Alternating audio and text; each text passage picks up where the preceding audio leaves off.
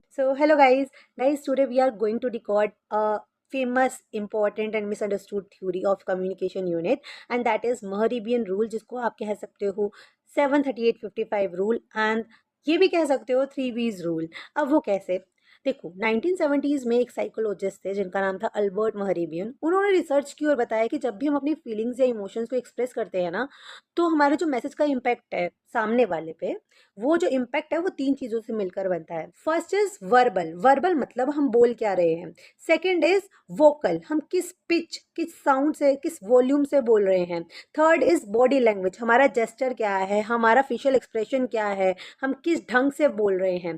ठीक है, तो ये 3 चीज़ें मैटर करती हैं। अब इनका इम्पैक्ट किस किस परसेंटेज में पड़ रहा है। वर्ड का इम्पैक्ट पड़ता है 7%, वोकल का इम्पैक्ट पड़ता है 38% और बॉडी लैंग्वेज का इम्पैक्ट पड़ता है 55%। इसीलिए हम इस रूल को बोल रहे हैं 738-55 रूल। अब यहाँ पे सबसे ज़्यादा इम्पैक्ट किसका पड़ रहा है? बॉडी लैंग्वेज का। हम बिना बोले ही अपनी बॉडी लैंग्वेज से ही किसी को अपनी एक्सप्रेशंस, अपनी फीलिंग्स, अपनी इमोशंस को एक्सप्रेस कर देते हैं। फॉर एग्जाम्पल, में से किसी ने पूछा कि यार रुकना, तू कैसी है, और मैंने मुंह लटका के बोल दिया यार बस ठीक हूँ, तो सामने वाले को समझ में आ गया कि नहीं, ठीक तो नहीं है ये। ठीक है, तो वो बॉडी लैंग्वेज से ही समझ में आ जाता है। ठीक है, बट अब ये रूल जो है ना, ये हर जगह अप्लाई नहीं होता, ये सिर्फ वहीं अप्लाई होता है जहाँ पे इमोशंस और फीलिंग्स की बात हो। अब मैं बता दूं फैक्ट, मैं ये बोल दूं यार अर्थ रिवॉल्व अराउंड द सन और मैं मुंह लटका लूं, अब चाहे मैं मुंह लटका लूं चाहे मैं हंस के बोलूं, फैक्ट तो फैक्ट ही रहेगा ना। वो टीचिंग में या फैक्ट्स में कहीं यूज नहीं होगा।